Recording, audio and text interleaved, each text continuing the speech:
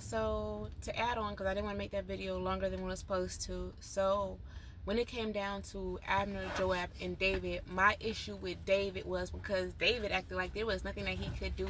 They up there mourning, and he was like, what he said? Oh, then the king sung this tribute to Abner.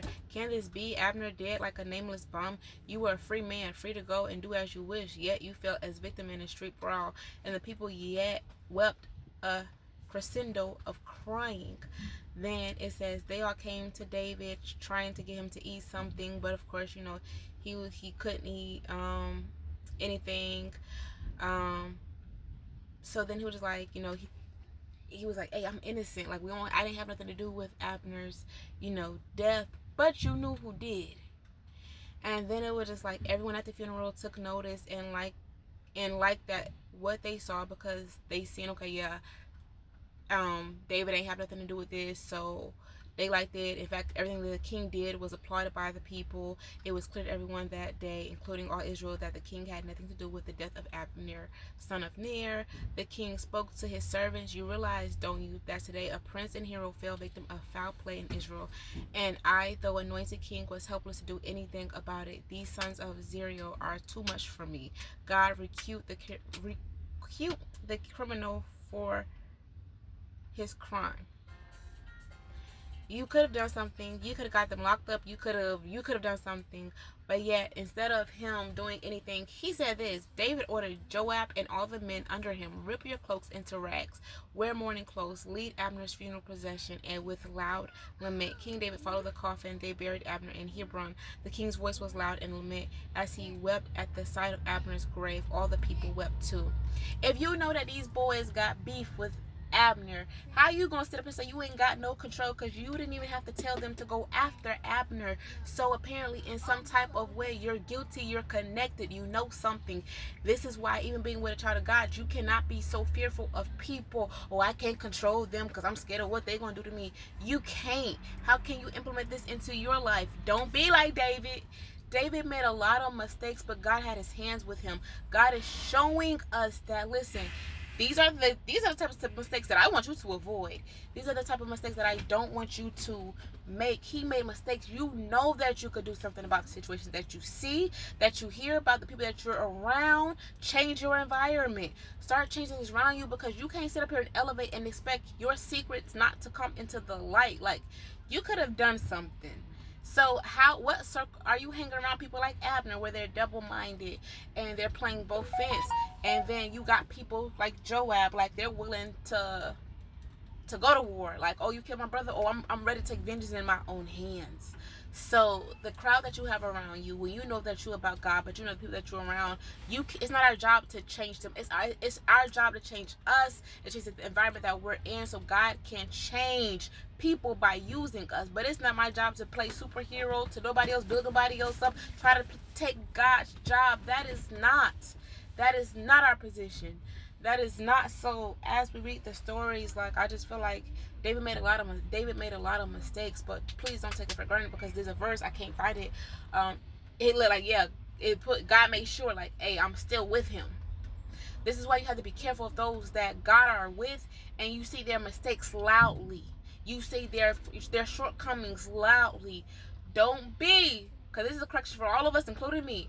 Don't be so fooled about the mistakes that you see loudly, because a lot of people, there are a lot of mistakes that y'all make that y'all don't want nobody to see. There are things that y'all do that's wickedly that y'all don't want nobody to see, but y'all use God's name. Y'all do, oh yeah, I'm about God. Yep, I do this. I got good deeds. I do this.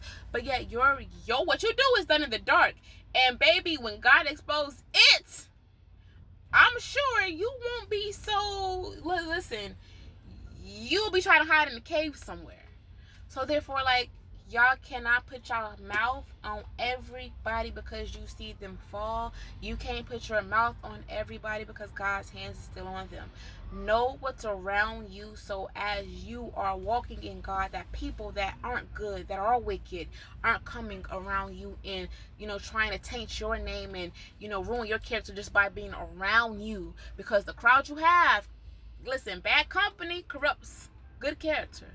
So, baby, I don't want nobody corrupting my character because of how they are. You can't be around me. I'm checking myself to make sure that the spirits aren't entering in whatever I'm trying to get out of me. That every spirit do not connect itself. That I'm not connecting myself to the brokenness back in relationships, friendships, business apartments, opportunities. That if God's going to use me in darkness, that I am making sure that I'm working on me daily. That you're working on you daily. That you're making sure that you're learning. Hey, listen, God, what we doing today? I ain't even gonna lie, that was a lot. Like, the way that hit me last night, that's a lot. And when you're chosen, it comes with a lot. Like, sometimes, I'm telling you, it can be a lot. And I'm not even gonna lie, because the biggest thing that I'm working on, like, with myself now, is, like, old habits are trying to come back. Like with me working, when you make money, how those old habits of, oh yeah, God chose you, you about to be back on top, you're elevating. Yeah, but will you control your habits? Will you control you? Do you think that you better, or are you going back start improving points? Those are things, like, that's real, and that's what I'm fighting right now. Like, I ain't got no point to prove to nobody. Like, y'all don't even understand the things that started coming my way. Like, as God started elevating me, this is why you got to be so in tune with God and into yourself that you see what's happening before it happens. Because if you don't, you gonna start falling back into those old patterns. And like, no, we not about to spend fruit recklessly.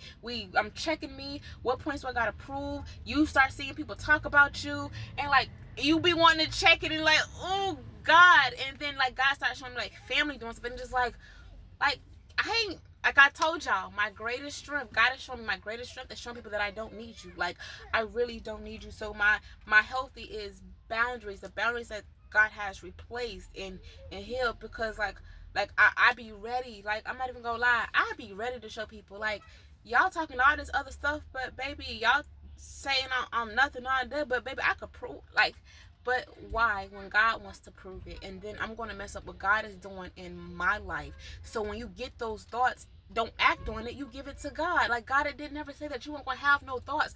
God didn't say that when I elevate you that things weren't going to start coming your way. You might get tempted, but don't fall in temptation, because once you start being tempted, you fall into whatever is coming into your mind. If it's not of God, you give it to him. I don't want to be like David. I don't want to mess up. Like, listen, I don't want to mess up.